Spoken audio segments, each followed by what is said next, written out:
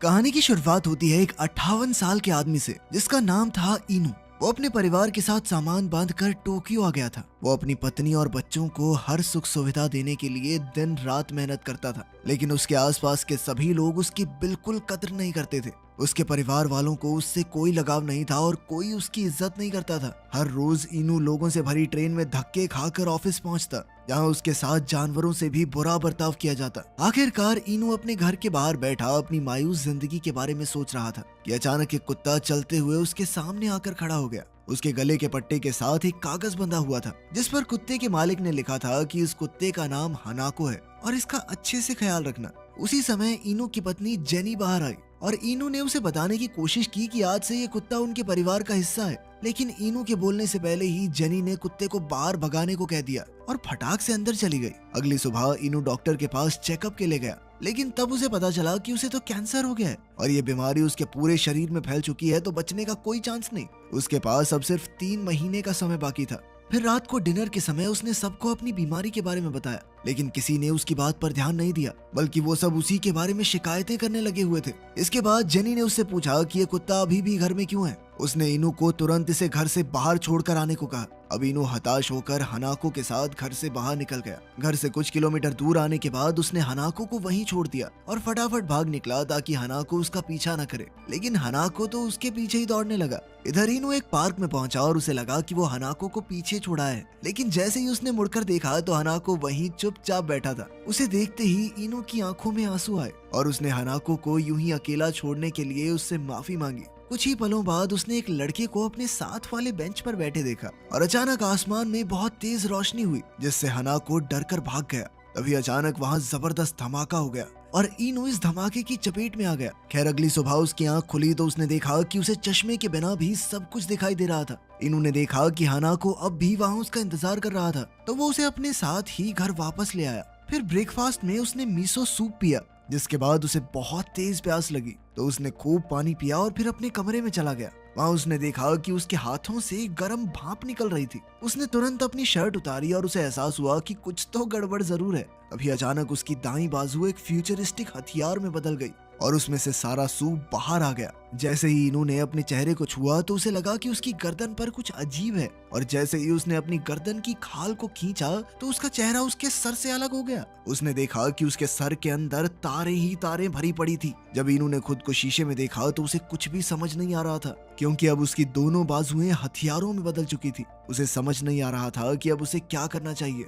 इनू को देखकर तो हनाको भी डर के मारे भौंकने लगा। हनाको की आवाजें सुनकर जेनी कमरे में आई, मगर उसके आने से पहले ही इनू का शरीर बिल्कुल पहले जैसा हो गया था। इसके बाद हम हीरो नाम के एक लड़के को देखते हैं जो मैरी की ही क्लास में पढ़ता था। एक दिन वो अपने बेस्ट फ्रेंड चौको से मिलने उसके घर गया। हीरो काफी दिन से स्कूल नहीं गया था क्योंकि स्कूल में सभी बच्चे उसे बहुत परेशान करते थे। खैर अब उसने अपने दोस्त चौको को बाहर बालकनी में बुलाया और आसमान में उड़ते एक पंछी की ओर हाथ से गोली चलाने का इशारा किया, पर उसी समय अचानक वो पंछी हवा में ही मर गया और चौको को तो समझ ही नहीं आ रहा था कि आखिर ये हुआ क्या। खैर अब हीरो चौको को अपने साथ एक गैराज में ले गया, जहाँ उसने अपनी शक्तियों से कई गाड़ियों को आपस में टकरा दिया। इसके बाद उसने अपनी शर्ट उतार कर अपने पूरे शरीर को हथियार में बदल दिया। उसने कहा कि अब वो कोई आम इंसान नहीं रहा, बल्कि एक सुपर हीरो बन चुका है। वहीं दूसरी ओर इनू को अब तक अपनी खास शक्तियों का एहसास नहीं हुआ था। उसे लग रहा था कि जो कुछ भी हुआ वो महज एक सपना था। खैर इतना काफी नहीं था, क्योंकि उसी दिन उसे काम से निकाल दिया गया और अब उसे समझ नहीं आ रहा था कि वो अपने घर का कर्ज कैसे चुकाएगा।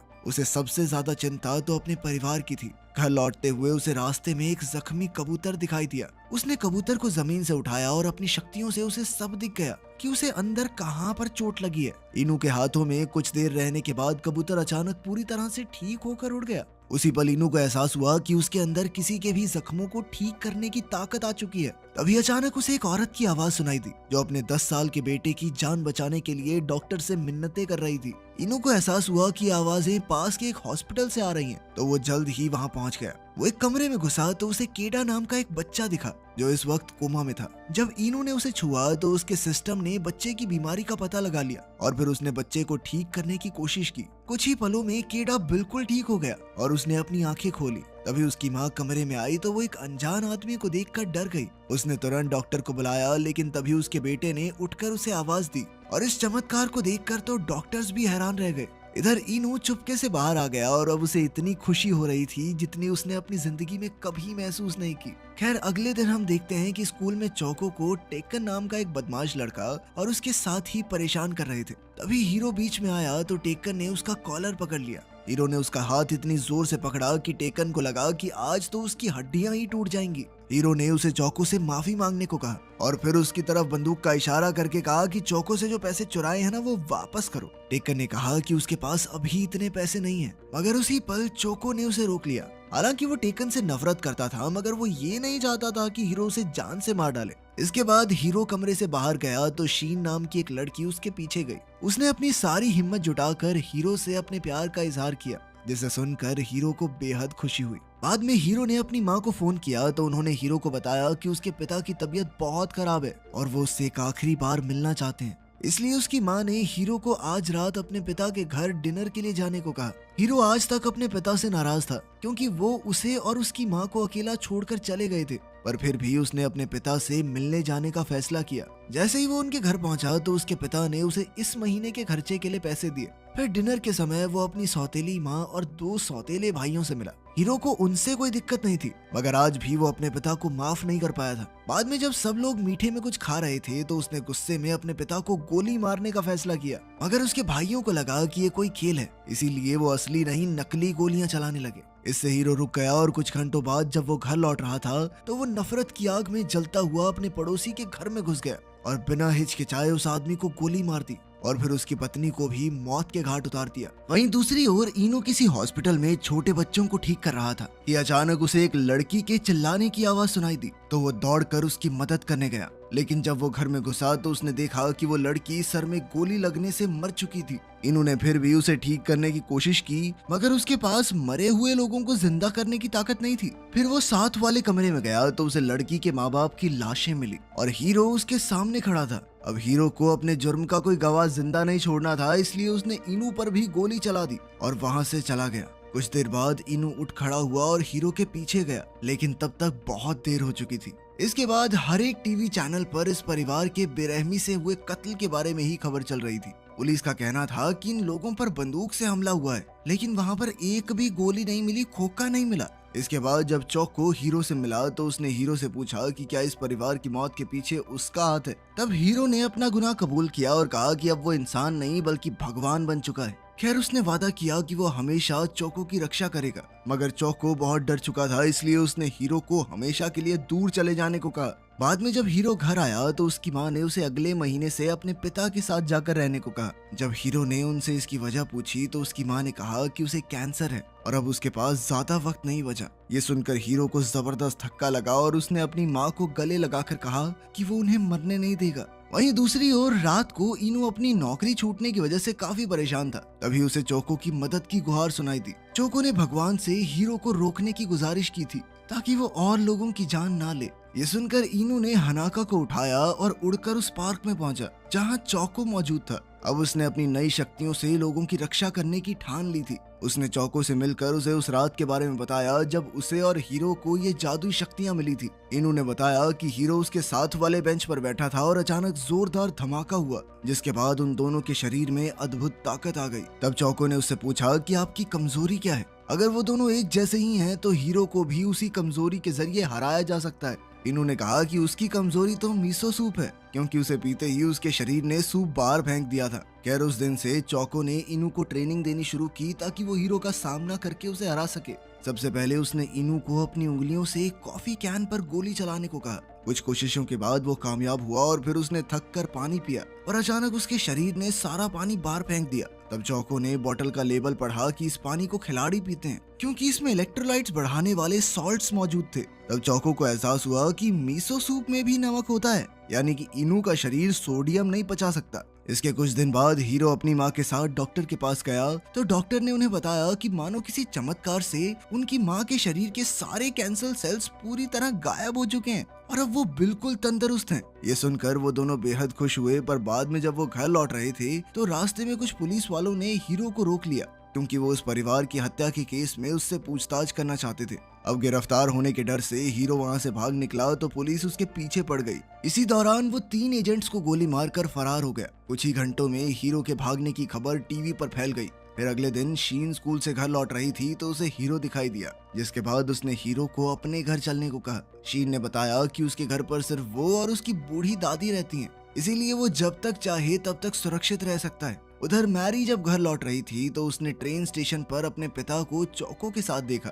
जब मैरी ने चौको से इसके बारे में पूछा कि वो लोग कब मिले, तो चौको ने झूठ कह दिया कि हम दोनों तो फ्री फायर खेलते हुए मिले हैं। वहीं दूसरी ओर हीरो ने टीवी पर देखा कि जब से वो भागा था तब से मीडिया उसकी मां के पीछे हाथ धोकर पड़ गई थी। सैकड़ों रिपोर्टर्स उसकी मां को घेर कर उन पर बेबुनियाद इल्जाम लगाते और उनके बेटे के जुर्म का जिम्मेदार उन्हें ठहराते थे। बाद में हीरो को पता चला कि उसकी मां इस सब का बोझ झेल नहीं पाई और उनकी मौत हो गई। हीरो ने इंटरनेट पर एक चैट पढ़ी जिसमें लोग इस केस के बारे में बातचीत कर रहे थे। उसमें एक जवान लड़के ने लिखा कि उसने ही रिपोर्टर्स को हीरो की मां के घर का पता दिया था। इस पर कई लोगों ने उस लड़के को शाबाशी दी। अब हीरो ने गुस्से में उस लड़के को वीडियो कॉल की और उसे देखते ही वो लड़का काफी खुश हो गया, क्योंकि सारी दुनिया हीरो को ही तो खोज रही है। मगर अचानक हीरो ने स्क्रीन की तरफ उंगली करके उस लड़के पर गोली चला दी। वो लड़का हीरो से रहम की भीख मांगता रहा, मगर हीरो तब तक नहीं रुका जब तक उस लड़के की जान नहीं चली गई। इसके बाद उसने वहाँ चैट करने वाले सभी लोगों का यही हश्र किया जो इस लड़के को शाबाशी दे रहे थे। इस घटना से टोक्यो पुलिस हेडक्वार्टर्स में हड़कंप मच गया।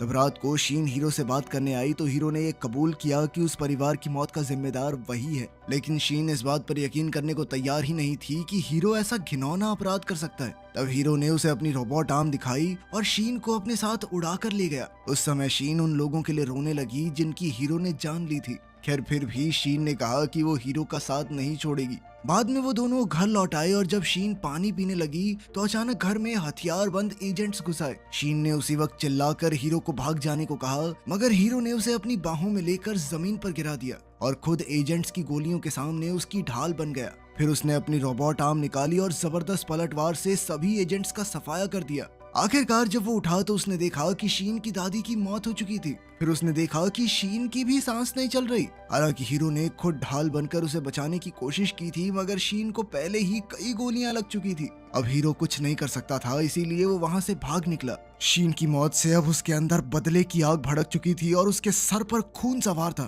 फिर अगले दिन इनू ने अपनी पत्नी और बच्चों को घर पर ही रहने को कहा और किसी भी हालत में फोन या कंप्यूटर की स्क्रीन कोई नहीं चलाएगा, क्योंकि अब हीरो स्क्रीन के जरिए भी लोगों की जान लेने लगा था। मगर उसके परिवार ने हमेशा की तरह उस पर ध्यान नहीं दिया और अपने कामों में लगे रहे। कुछ घंटों बाद हीरो ने शहर की सबसे बड़ी स्क्रीन को हैक कर लिया और फिर आम लोगों को कल रात की घटना के बारे में बताया। उसने कहा कि अब पुलिस ने युद्ध का आगाज कर ही दिया है तो खत्म मैं करूंगा और मेरा बदला तभी पूरा होगा जब इस देश के सभी लोग मारे जाएंगे। इसके बाद हीरो ने स्क्रीन की ओर उंगली करके सड़क पर खड़े लोगों को मारना शुरू कर दिया। इधर हीनू चौको के साथ ट्रेनिंग कर रहा था कि उसे लोगों के चीखने चिल्लाने की आवाजें सुनाई दी। उसने वहां जाकर उनकी मदद करने का फैसला किया। उसने स्क्रीन से हीरो को हटाकर एक टीवी एंकर का शो चला दिया, लेकिन अचानक उसके सर में गोली लगी और वो वहीं मर गया। इधर मैरी और उसके दोस्त शहर की एक बिल्डिंग में घूम रहे थे कि अचानक हीरो के हमले की खबर मिली। बच्चों ने इसके बारे में जानने के लिए अपने फोन निकाले, लेकिन हीरो ने उन्हें भी मारना शुरू कर दिया।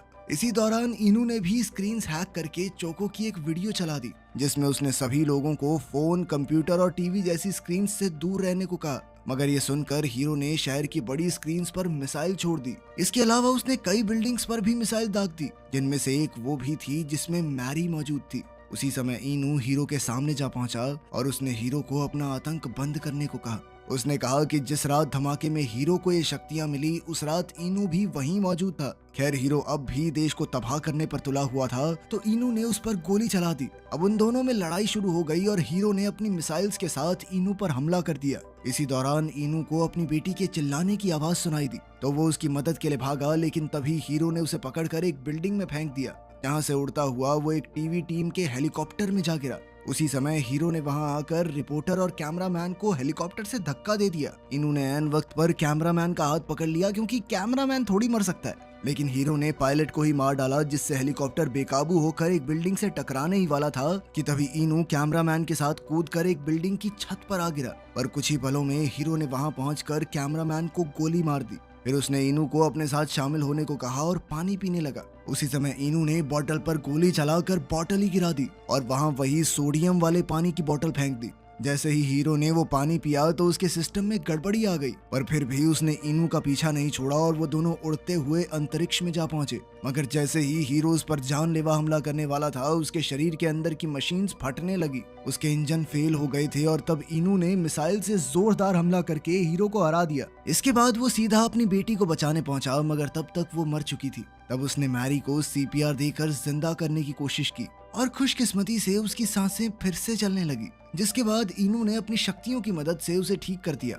उसने अपनी बेटी को गले लगाया ही था कि तभी हीरो ने वहां आकर इनू को बहुत दूर फेंक दिया। फिर हीरो पागलों की तरह बचे हुए लोगों की जान लेने लगा और अंत में वो मैरी के सामने आया। जैसे ही उसने मैरी पर गोली चलाई तो इनू उस पर कूद पड़ा, पर फिर भी मैरी को गोली लग गई। इनू उसके मरने से पहले उसे ठीक करने के लिए दौड़ा, पर हीरो उसे उठाकर बेरहमी से पटकने लगा। हीरो किसी भी हालत में मैरी की जान लेना चाहता था, लेकिन इनू बार बार बीच में आ जाता। हीरो ने उसे बहुत पीटा और कई हमलों के बाद इनू का सर खुल गया तो मैरी ने देखा कि उसके पिता कोई आम इंसान नहीं थे। उसी वक्त हीरो ने लोहे के सरिये से इनू के सर में लगातार वार किए। आखिरकार वो मैरी को घसीटकर खिड़की से बाहर ले गया और उसे नीचे फेंकने की धमकी दी। इनू अपनी बेटी की जान बचाने के लिए उसके सामने गिड़गिड़ाने लगा, लेकिन हीरो को कोई फर्क नहीं पड़ा। जैसे ही हीरो ने मैरी को फेंका तो इनू के शरीर की सारी ताकत एक साथ इकट्ठा हो गई और उसमें इतनी शक्ति आ गई कि उसने एक ही वार में हीरो के टुकड़े कर दिए। फिर वो फुल स्पीड में उड़ते हुए मैरी को बचाने गया और उसने ऐन वक्त पर मैरी को गिरने से बचा लिया।